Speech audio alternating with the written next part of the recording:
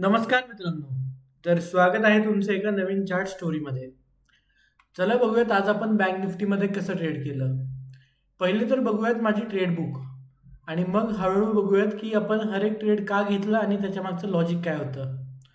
तर मी सकाळी 2 ट्रेड घेतले होते. एक घेतला होता 9:58ला म्हणजेच 10 वाजेच्या आसपास आणि दुसरा घेतला होता 11:43ला.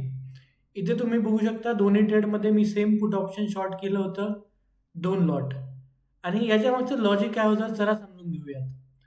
तर हा आहे बँक निफ्टीचा 15 मिनिट्सचा चार्ट.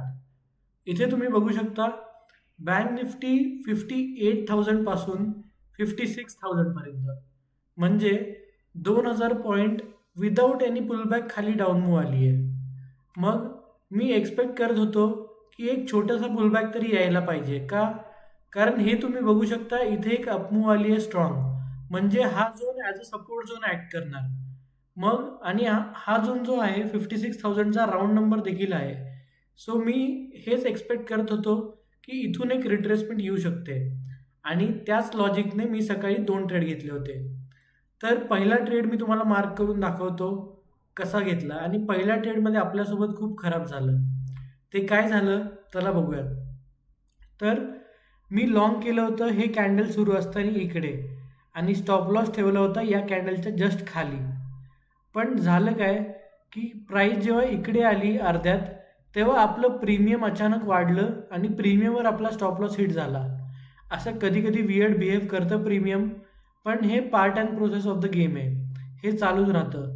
मग इथे माझी थोडी सायकॉलॉजी डिस्टर्ब झाली, कारण लॉजिक बरोबर असताना ट्रेड बरोबर पंच केला आणि त्याच्यानंतर देखील तुम्ही लॉस बुक करता तेव्हा थोडं खराब वाटतं आणि सायकॉलॉजी डिस्टर्ब होते. पण मी हे लॉस बुक केल्यानंतर मी थोडे स्क्रीन बंद केली आणि 1-1.5 तास थोडं साईडला बसलो. मग नंतर अगेन मला एक चांगली अपॉर्च्युनिटी दिसली आणि मी सेकंड ट्रेड लाँग केला होता 11:43ला. ही कॅन्डल जेव्हा सुरू होती तेव्हा आणि स्टॉप लॉस ठेवला होता अगेन ह्या कॅन्डलच्या खाली अराउंड 110 पॉईंट्सचा.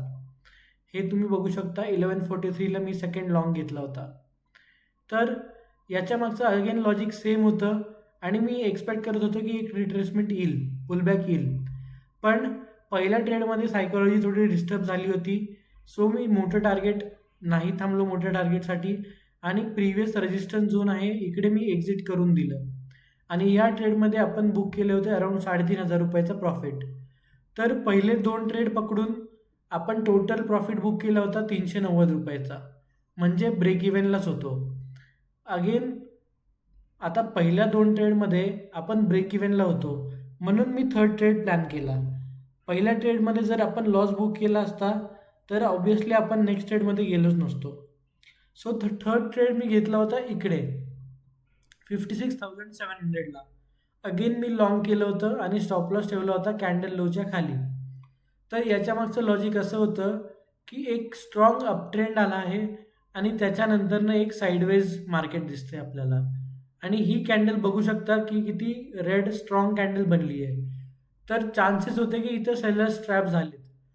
हे समजलं मला हे जेव्हा बुलिश एंगल्फिंग कॅन्डल बनली नेक्स्ट त्या कॅन्डल नंतर आणि मी बघत होतो एक लॉंग साईड अपॉर्च्युनिटी, तर ती भेटली आपल्याला इकडे.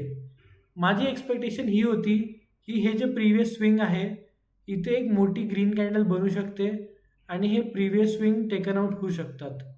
तो याच लॉजिकने मी ट्रेड केलं होतं आणि मी एक्सपेक्ट करत होतो एक एक मोठी कॅन्डल.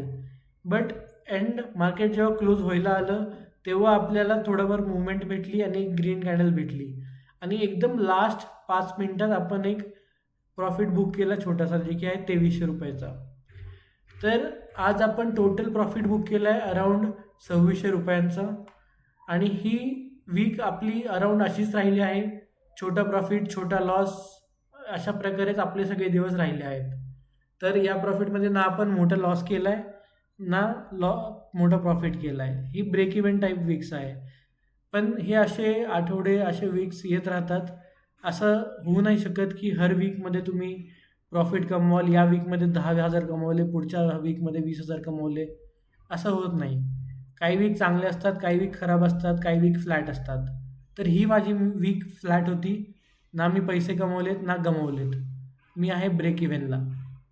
तर या व्हिडिओमधून जर तुम्हाला काही नवीन शिकायला मिळालं असेल तर लाईक करा, चॅनलला सबस्क्राईब करा आणि भेटूयात पुढच्या वीकमध्ये एका नवीन व्हिडिओसोबत. तोपर्यंत ट्रेड करत राहा, रिस्क मॅनेज करत राहा. धन्यवाद.